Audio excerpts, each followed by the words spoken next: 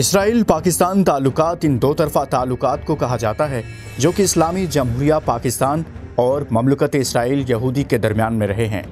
इन दोनों ममालिक का क़याम नज़रियाती करारदाद पर मबनी रहा है और दोनों ही रियासतें बरतानवी सल्तनत से आज़ाद होकर वजूद में आई थी।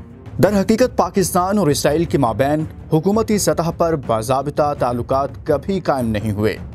पाकिस्तान में बहुत से हलकों का ख्याल है कि इसराइल ने उनकी जोहरी तनसीबात पर हमला करने का मंसूबा बनाया था, लेकिन हुकूमत इसराइल की कुछ कलीदी शख्सियतों ने इसकी मुखालिफत की, जिसकी बिना पर यह हमला नहीं हो सका। सन 1990 की रिहाई में ओस्लो मुआहदे के बाद इसराइल के हक में पाकिस्तान का रवैया कुछ नरम हुआ और इसके साथ ही यहूदी और पाकिस्तानी नुमाइंदों की मुलाकातें शुरू हुई। 2010 में विकीलीक्स के मुताबिक पाकिस्तान ने इसे इस्तांबुल में कायम अपने सिफारत खाने के जरिए इसराइल को एक दहशतगर्द गिरोह के बारे में मालूमात फराहम की थी। ताहम सन 2018 तक इन दोनों रियासतों में सरकारी तौर पर सफारती ताल्लुकात कायम नहीं हुए और अब तक दोनों ममालिक एक दूसरे के दुश्मन तस्वुर किए जाते हैं। पाकिस्तान और इसराइल के बीच सफारती ताल्लुकात कायम करने की कोशिश 1947 में की गई थी। 1949 में बावर किया जाता है कि इसराइल की वजारत खारजा ने कराची में अपनी नुमाइंदगी कायम करने की कोशिश की थी, जो उस वक्त पाकिस्तान का दारुल हुकूमत था, या फिर कम अज कम दोनों मुल्कों के बीच खुलकर तिजारती ताल्लुकात राइज करना चाहती थी। इस सिलसिले में पहली बार राब्ता बरतानिया में मौजूद पाकिस्तानी हाई कमिश्नर, इसराइली नुमाइंदों और यहूदी तंजीमों के एक वफ्द के दरमियान में 1950 के आगाज में हुआ था। 1952 में सर जफरुल्लाह खान पाकिस्तान के वजीर खारजा बने और 14 जनवरी 1953 को जफरुल्लाह खान और अमेरिका में इसराइली सफीर अबा एबन के माबैन न्यूयॉर्क में एक खुफिया मुलाकात हुई। इस मुलाकात का मौजू दोनों मुल्कों के माबैन सफारती ताल्लुकात थे। जफरुल्लाह खान ने इसराइली सफीर को बताया कि मुल्क में शदीद मजहबी मुखालिफत की वजह से इसराइल के साथ मुस्तकबिल करीब में सफारती ताल्लुकात कायम नहीं किया जा सकते। उनका कहना था इसके बावजूद पाकिस्तानी हुकूमत इसराइल से नफरत नहीं करती और इसे मशरिक़ वस्ता में एक ऐसा अंसर समझती है जिसके बारे में गौर होना चाहिए। ताहम उन्होंने इस मुलाकात में सरदस्त माहिरीन, तलबा और प्रोफेसर्स के बाहमी दौरों की मंजूरी का इजहार किया और यह भी कहा कि अगर अरब इसराइल के साथ किसी मुआहदे पर तैयार हुए तो पाकिस्तान मुआहदा करने के हक में अपना वजन डालेगा। बाद मार्च और अप्रैल 1954 के दरमियान जफरुल्लाह खान ने यह बयानात देने शुरू किए कि इसराइल को ना तो तस्लीम किया जाएगा और ना ही पाकिस्तान ऐसा करने का कोई इरादा रखता है। इस वजारती दौर के दरमियान में इसराइल के खिलाफ सख्त गिर पॉलिसियां अपनाई गई और अरब मुल्कों में इत्तेहाद कायम करने की कोशिश की गई। इसराइल की जंग आज़ादी के दौरान इसराइल के वाशिंगटन में मौजूद सफारती मिशन को इस बात का इल्म हुआ कि पाकिस्तान इस बात की कोशिश में था कि अरबों को फौजी इमदाद फराहम की जाए, जिसमें ये अफवाहें भी शामिल थी कि एक पाकिस्तानी फौजी दस्ता फ़लस्तीन भेजा जाने वाला है ताकि वहाँ पर इसराइल का मुकाबला किया जा सके। इसके अलावा पाकिस्तान की मजहबी सियासी जमातें जैसे कि जमात इस्लामी, जमीयत उलमा इस्लाम और दीगर मजहबी हल्के सख्ती से इसराइल के साथ किसी भी किस्म के ताल्लुकात की मुखालिफत करते आए हैं और ये लोग मुसलसल इस मुल्क को दुश्मन इस्लाम और दुश्मन पाकिस्तान करार देते आए हैं।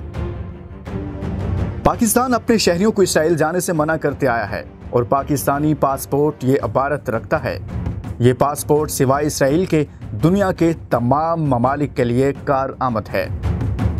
1980 की दिहाई में इसराइल ने मंसूबा बनाया कि वो भारत के ताउन के साथ या इसके बगैर ही पाकिस्तान की अहम सहूलतों पर हमला करेगा। 1981 में इराक के न्यूक्लियर रिएक्टर को तबाह करने के बाद इसराइल ने मुबैना तौर पर इसी तर्ज का एक हमला पाकिस्तान की न्यूक्लियाई सहूलतों पर करने का मंसूबा बनाया, जो कहोटा में वाक़े हैं।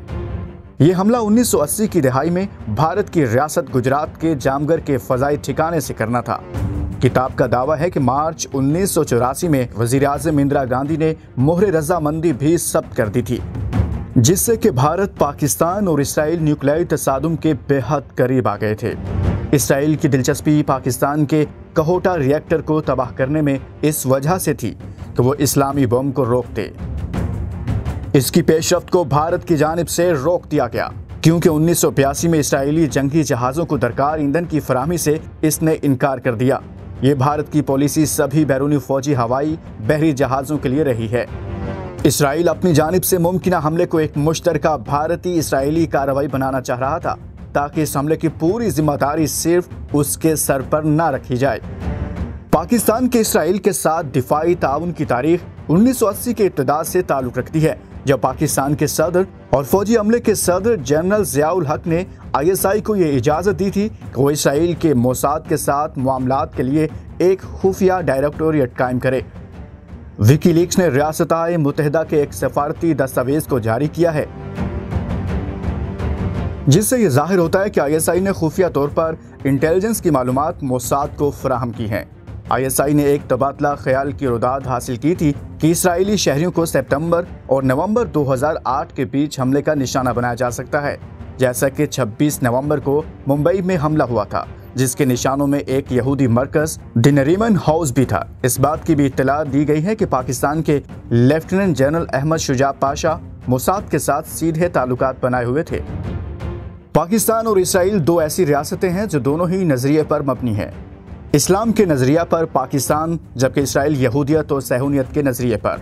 ये दोनों नजरियात एक दूसरे का उल्ट हैं और इनका टकराव हमेशा हर दौर में रहा है। क़याम पाकिस्तान के अवाइल में ही इस बात का ऐलान कर दिया गया था कि पाकिस्तान कभी इसराइल जैसी मुतनाज़ा ममलकत को तस्लीम नहीं करेगा, और ये अल्फाज किसी और के नहीं बल्कि बाबा-ए कौम हज़रत मोहम्मद अली जिन्नाह रहमतुल्लाह अलैह के थे। अव्वल दिन से इसराइल पाकिस्तान से खाइफ था और पाकिस्तान का वजूद उसके लिए बाइसे तस्लीम नहीं था। पाकिस्तान के पहले वज़ीर आज़म लियाकत अली खान को एक बड़ी रकम बतौर इमदाद पेश करने का लालच दिया गया था, जो उस वक्त अरबों मालियत की थी, और शर्त रखी गई थी कि वो सिर्फ एक बार अपनी ज़ुबान से इसराइल को तस्लीम करने का ऐलान कर दें। लेकिन लियाकत अली खान ने उस वक्त बड़ी सख्ती से यह बात वाज़ेह की थी कि ऐसा होना किसी सूरत भी मुमकिन नहीं, ना ही पाकिस्तान कभी इसराइल को तस्लीम कर सकता है और ना कभी करेगा। अब यहाँ सवाल ये उठता है कि आखिर इसराइल को ऐसी भी क्या आफत आन पड़ी कि सारी दुनिया को छोड़कर इसराइल पाकिस्तान से ही खुद को क्यों तस्लीम करवाना चाहता है? दुनिया में और भी रियासतें हैं जिन्हें पाकिस्तान तस्लीम नहीं करता, और भी रियासतें हैं जो इसराइल को रियासत तस्लीम नहीं करती, तो इसराइल को फर्क क्यों नहीं पड़ता? ये बहुत ही अहम सवाल है। नाजरीन, मैं एक बात इंतहाई दुख से कहता हूँ कि अफसोस कि हमारी तारीख और पाकिस्तान की तारीख यहूदी ऐसे पढ़ चुके हैं कि इनके बच्चे भी हमसे ज्यादा जानते हैं। पाकिस्तान इसराइल को क्यों नहीं पसंद करता? पाकिस्तान बनने के चंद साल बाद इसराइल के वज़ीर आज़म ने इसराइली कौम को मुखातिब करके कहा था कि तुम्हें अरबों से कोई खतरा नहीं, तुम्हें खतरा सिर्फ पाकिस्तान से है। पाकिस्तान के वजूद को मिटाना होगा।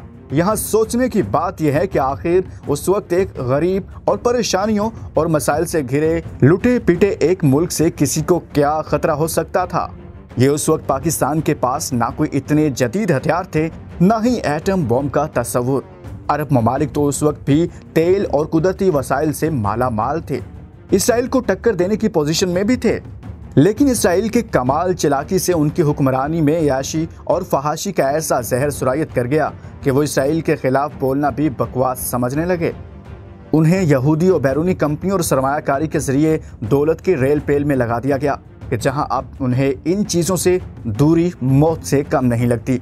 पाकिस्तान को हर तरह से लालच देने के बाद 1965 में इंडो पाक खून रेज जंग छेड़ी गई, जहां इसराइल ने इंडिया की हर तरह से मदद की, लेकिन अल्हम्दुलिल्लाह मुजाहिदीन वतन ने दुश्मनों को मार भगाया। इसराइल ने हर फोरम पर खामोशी से ही सही लेकिन पाकिस्तान की मुखालिफत की। मोसाद के एजेंट्स इंडिया राक के साथ मुश्तरका तौर पर हम पर मुसल्लत करदा जमहूरियत के ठेकेदार जमहूरों को खरीदने में लग गए। हमारे मुल्क के कई सियासतदान तो शायद दिहाइयाँ पहले इसराइली माल के लिए अपना मुल्क व धर्म बेच देते, लेकिन इस कौम की तरफ से आने वाले रद्द-ए-अमल और पाक फौज की तरफ से सख्त मुखालिफत का डर हमेशा उन्हें इस इकदाम से रोकता रहा। हमारे सियासतदानों ने मुल्क को इसराइल और इसके दज्जाली इदारों का मोहताज करने में कोई कसर बाकी न रखी। यही इसराइल का हाथ ही था कि 1971 में आप दो लख्त हो गए। माहिरीन कहते हैं कि पाकिस्तान के अब तक इसराइल से ताल्लुकात कायम न कर सकने की 3 वजूहात हैं। पाकिस्तान अरब मुस्लिम ममालिक के साथ मजहबी यकजहती, दुनिया भर में कदामत पसंद मुसलमान तंजीमों की जानिब से मनफी रद्द-ए-अमल का खदशा, मुल्क के अंदर सियासी अदम इस्तेहकाम और मजहबी ग्रुपों के रद्द-ए-अमल का खौफ। इसराइल को तस्लीम करने से पाकिस्तान को क्या फायदा होगा? सलमान बिटानी ने कहा कि पहली बात तो ये कि भारत ने पाकिस्तान के इसराइल के साथ सफारती ताल्लुकात न होने का बहुत फायदा उठाया है। उन्होंने कहा कि अगर इसराइल पाकिस्तान से ताल्लुकात कायम करता है तो इसे जनूबी एशिया की सियासत में तवाज़ुन रखना पड़ेगा। सफारती तज्ज़ियाकार कमर चीमा ने कहा कि ज्यादातर इस्लामी रियासतें इसराइल के साथ ताल्लुकात इस्तेवार किए हुए हैं, तो पाकिस्तान को क्या मसला है?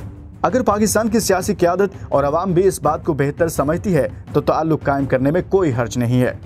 उन्होंने कहा कि पाक इसराइल ताल्लुकात कायम होने से पाकिस्तान का तरक्की पसंद होने का तासुर उभरेगा। और नाज़रीन, अब आपको बताते हैं कि इसराइल से ताल्लुकात का पाकिस्तान को क्या नुकसान होगा। साबिक सफीर अब्दुल बासित कहते हैं कि पाकिस्तान की खारजा पॉलिसी में अवामी राय और रद्द अमल की बहुत अहमियत है। सन 2005 में साबिक सदर जनरल रिटायर्ड परवेज मुशर्रफ ने भी पाकिस्तान के इसराइल के साथ ताल्लुकात कायम करने की कोशिश की थी, लेकिन उनको भी नाकामी का सामना करना पड़ा था। उन्होंने कहा कि अगर ये सोचा जा रहा है कि इसराइल से ताल्लुकात कायम करने से भारत के साथ ताल्लुक बेहतर होंगे या कश्मीर का मसला हल होगा तो ये खाम ख्याली है। दूसरी बात यह कि पाकिस्तान अरब ममालिक और ईरान को नाराज करने की पोजीशन में नहीं है। बैनुल-अक़वामी उमूर के माहिर सलमान बिटानी ने कहा कि मैं नहीं समझता कि बैनुल-अक़वामी सतह पर पाकिस्तान को इसराइल से ताल्लुकात का कोई नुकसान होगा, लेकिन मुल्क के अंदर और अंदरूनी सियासत में इस बात पर सख्त रद्द-ए-अमल आ सकता है। खुसूसन अवाम और मजहबी हल्के इसकी मुखालिफत करेंगे, जिससे निमटना हुकूमत के लिए एक बड़ा चैलेंज बन सकता है। नाज़रीन, अगर हम सऊदी अरब की बात करें तो फ़लस्तीनी रियासत की तश्कील से कबल सऊदी रहनुमाओं ने इसराइल से ताल्लुकात मजबूती से मुस्तरद कर दिए हैं। यहाँ तक कि उन्होंने गुज़िश्ता माह वाशिंगटन में यहूदी रियासत और खलीजी अरब रियासतों के दरमियान दस्तखत किए जाने वाले मुआहदे का खैर मकदम किया है। गुज़िश्ता हफ्ते अमरीकी वज़ीर ख़ारिजा माइक पोम्पियो ने सऊदी अरब को इसराइल को तस्लीम करने की तरगीब दी थी। जुमेरात के रोज़ एक सीनियर दिफाई अहदेदार ने पेश गोई की है कि सऊदी अरब जल्द ही इसराइल के साथ ताल्लुकात मामूल पर लाने की कोशिश करेगा। इनके दरमियान ये ख्याल आया कि सूडान यहूदी रियासत के साथ सफारती ताल्लुकात मामूल पर लाने के लिए मुत्तहिदा अरब अमारात और बहरीन की पैरवी करने पर आमादा है। अहदेदार ने मजीद तफसील बताए बगैर कहा कि जल्द ही सूडान और बाद में सऊदी अरब इस खुफिया खाने से बाहर आ जाएंगे। शहजादा फैसल बिन फरहान अल सऊद की मेज़बानी करते हुए पोम्पियो ने वाशिंगटन में कहा, हमें उम्मीद है कि सऊदी अरब अपने ताल्लुकात को मामूल पर लाने पर भी गौर करेगा। ख्याल किया जाता है कि हालिया बरसों में इसराइल और सऊदी अरब के माबैन खुफिया ताल्लुकात बढ़ रहे हैं। पॉलिसी में तब्दीली के इत्तला मुबैना तौर पर वली अहद शहजादा कर रहे हैं, जो इसराइल को खित्ते में ईरानी असर रसूख के खिलाफ जंग में एक स्ट्रेटेजिक शराकतदार के तौर पर देखते हैं।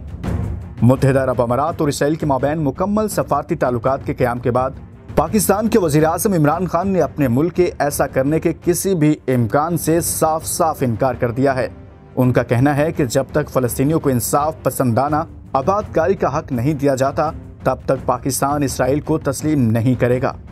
उन्होंने मजीद कहा कि मेरा ज़मीर मुझे कभी भी इसराइल को कबूल करने की इजाज़त नहीं देगा, जो फ़लस्तीनी अवाम के खिलाफ होने वाले बहुत से मसालिम का जिम्मेदार है।